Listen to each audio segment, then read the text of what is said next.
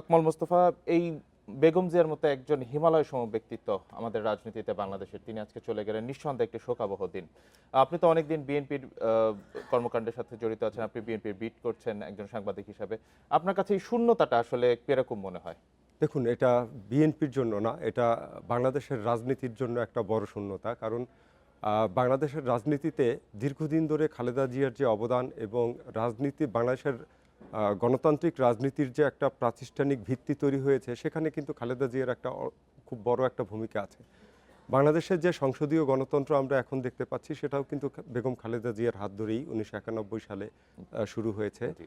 এবং এখন সম্প্রতি যে বিষয়টা খুব বেশি আলোচিত হয়েছিল, যে তত্ত্বাবধায়ক সরকার, যে ইস্যুতে দেশে ব্যাপক আন্দোলন সংগ্রাম হয়েছে, বা একটা যুদ্ধাবস্থার মতো তৈরি হয়ে গিয়েছিল, এবং দেখেন যে যে অবস্থার কারণে রাজনীতি বহুত পিছিয়ে গেছে, সেই যে তত্ত্বাবধায়ক সরকার ব্যবস্থা, যেটা এখন সম্প্রতি ইনক্লুড হতে যাচ্ছে, হাইকোর্টের অর্ডারে অলরেডি ইনক্লুড হয়ে গেছে। সংবিধানে যুক্ত হতে সেই যাচ্ছে। সে- হ্যাঁ সেই সেই সেই বিষয়টাও কিন্তু দেখেন খালেদা জিয়ার হাত ধরেই হয়েছে।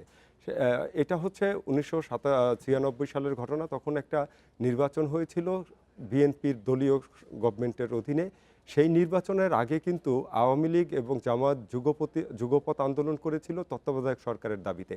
তখন তাদের দাবি ছিল যে দলীয় সরকারের অধীনে নির্বাচন হলে সেই নির্বাচন সুষ্ঠু এবং নিরপেক্ষ হবে না। সেই দাবির প্রেক্ষিতে তখন একটা সাংবিধানিক শূন্যতা হয়ে যাবে, এবং ওই টাইম ফ্রেমে এটা যেহেতু তখন সংসদ ভেঙে দিয়েছিলেন তৎকালীন বিএনপি সরকার, ৪ দলীয় জোট সরকার, সেই পরিস্থিতিতে খালেদা জিয়া কিন্তু আশ্বাস দিলেন যে হ্যাঁ, আমরা একটা স্বল্পকালীন সময়ের জন্য একটা নির্বাচন করে সংবিধানে তত্ত্বাবধায়ক সরকার ব্যবস্থা ইনক্লুড করে আবার ক্ষমতা ছেড়ে নতুনভাবে ওই তত্ত্বাবধায়ক সরকারের অধীনে নির্বাচন দেব। এবং খালেদা জিয়া কিন্তু তার কথা রেখেছিলেন। মাত্র অল্প কিছু ৩ মাসের জন্য একটা গভর্নমেন্ট ফর্ম করে ওই নির্বাচনে অন্য দল অংশ নেয় নাই, যেহেতু বিএনপি সংখ্যাগরিষ্ঠ আসনে জয়লাভ করে ওই নির্বাচনে মাত্র সংসদে অধিবেশন বসে তত্ত্বাবধায়ক সরকার ব্যবস্থা সংবিধানে অন্তর্ভুক্ত করে এরপরে ক্ষমতা ছেড়ে দেন। এরপরে কিন্তু আবার দেখেন তত্ত্বাবধায়ক সরকারের অধীনে সুষ্ঠু নিরপেক্ষ নির্বাচন হয়, যে নির্বাচনে কিন্তু তখন আওয়ামী লীগ জয়লাভ করেছিল। তো খালেদা জিয়ার চরিত্রে কয়েকটা বড় বৈশিষ্ট্য, একটা বলতেছিলাম যে কিছুক্ষণ আগে, যে আপসহীন নেতৃত্ব, সেটা আপসহীন হচ্ছে নেতৃত্ব। ৮০ দশকের সেই নেতৃত্বে, মানে তার যে আপসহীন নেতৃত্ব, সেটা আমরা আলোচনা করছিলাম। সেটা হচ্ছে যে যখন তখন কিন্তু বিএনপি আওয়ামী লীগ যুগপৎ আন্দোলন করছিল এরশাদের। এরশাদের বিরুদ্ধে। সেই আন্দোলনে কিন্তু আওয়ামী লীগ ঘোষণা দিয়েছিল যে যে তারা নির্বাচন করে নির্বাচনে হ্যাঁ যাবে, যাবে, কিন্তু তারা খালেদা জাতীয় জিয়া বেইমান। অনড় ছিলেন এই হ্যাঁ, বিষয়ে। খালেদা জিয়া অনড় ছিলেন। খালেদা জিয়া তার কথা রেখেছেন, নির্বাচনে যাননি।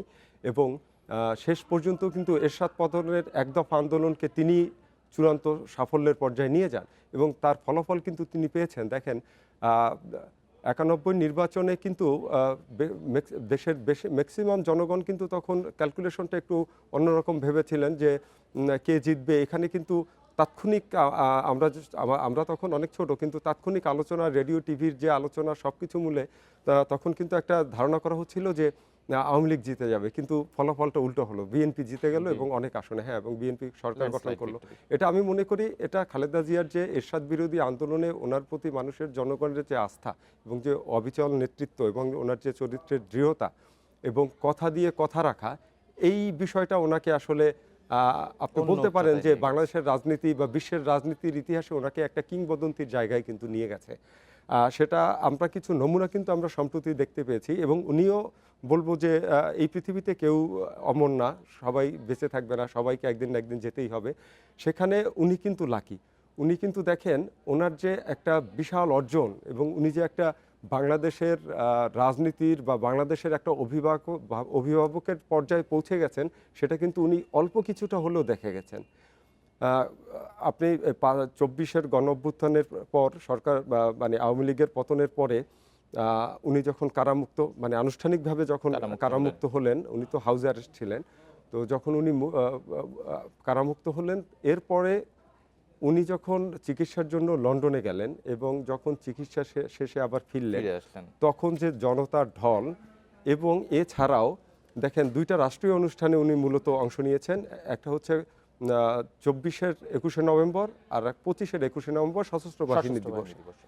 এবং দেখেন সেখানে এই রাষ্ট্রের নির্বাহী বিভাগের সর্বোচ্চ হচ্ছেন এখন প্রধান উপদেষ্টা ডক্টর মোহাম্মদ ইউনূস। উনি থেকে শুরু করে ৩ বাহিনী প্রধান এবং দেশের সবচেয়ে জ্যেষ্ঠ রাজনীতিবিদরা, সমাজের গণ্যমান্য ব্যক্তিরা, সামরিক বেসামরিক উচ্চপদস্থ যত কর্মকর্তা আছেন, প্রত্যেকে ওনাকে যে সম্মানটা দেখিয়েছেন, ওনাকে যেভাবে ওখানে সাদরে সম্ভাষণ জানিয়েছেন এবং ওনাকে যেভাবে পরে ওনার বাসার উদ্দেশ্যে রওনা দেওয়ার আগে ওনাকে যেভাবে বিদায় জানিয়েছেন, অভূতপূর্ব। সেটা অভূতপূর্ব ছিল। এবং এটাই হচ্ছে ওনার জীবনের সবচেয়ে বড় অর্জন, যে আপনি যদি নীতি, আদর্শ, লক্ষ্য এবং দেশপ্রেম, সততা, এগুলোই যদি আপনি অবিচল থাকেন, আপনার সাফল্য আসবেই, হয়তো আগে বা পরে। এই সাফল্যের পিছনে কিন্তু ওনাকে অনেক ত্যাগ স্বীকার করতে হয়েছে। দেখেন, উনি এরশাদ বিরোধী আন্দোলনে, আমি যতটুকু জানি, উনি 2 বার হাউস অ্যারেস্ট হয়েছিলেন, কেউ 3 বারও বলেন। এছাড়া কিন্তু উনি দেখেন একদম জীবনের শেষ প্রান্তে এসে মানে ওনার যখন বয়স 76-77 বছর, তখন কিন্তু ওনাকে আরেকবার জেলে যেতে হয়েছে এবং সেটা ছিল আসলে ওনার জন্য খুবই কি বলবো, ওনার উপর অবিচার। হ্যাঁ, অবিচার। কারণ হচ্ছে দেখেন, আমরা তো বাংলাদেশে থাকি, আমরা বাংলাদেশের আর্থসামাজিক প্রেক্ষাপট সব কিছুই জানি। সেখানে ওনার বিরুদ্ধে যে অভিযোগটা দেওয়া হয়েছিল যে মানে কি বলে, দুর্নীতির মামলা, জিয়া অরফানেজ ট্রাস্ট এবং জিয়া চ্যারিটেবল ট্রাস্টের 2টা দুর্নীতির মামলা দেওয়া হয়েছিল এবং 2 কোটি টাকা আত্মসাতের একটা অভিযোগ। এবং দেখা গেল ওই টাকা ব্যাংকেই আছে, উনি ওই টাকা কোনোদিন দেখেনও নাই, ছুঁয়েও দেখেন নাই, ওই টাকার মুভমেন্টের সাথে ওনার কোনো ইনভলভমেন্ট ছিল না।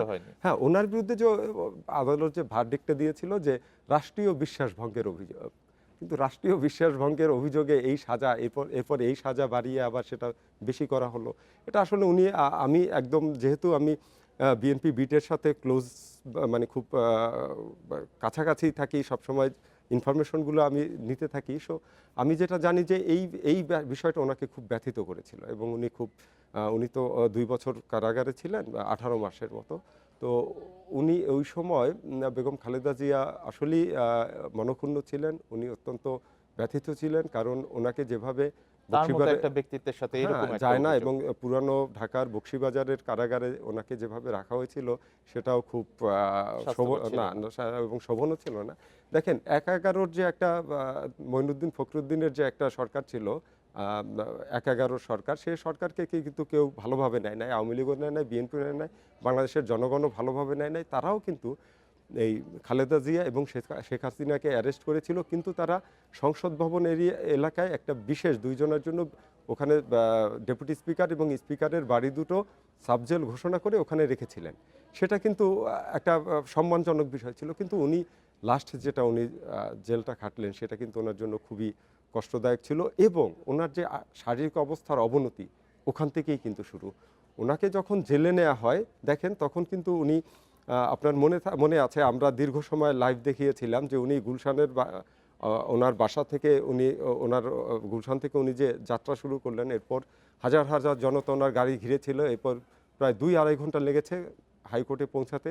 এই সময়টার মধ্যে কিন্তু দীর্ঘ একটা সময় উনি পার করেছেন। এরপরে উনি কিন্তু ট্রায়ালে হেঁটে গেছেন, আমরা দেখেছি, মোটামুটি সুস্থই ছিলেন, কিন্তু জেল থেকে পর্যন্ত তিনি সুস্থ ছিলেন। হ্যাঁ।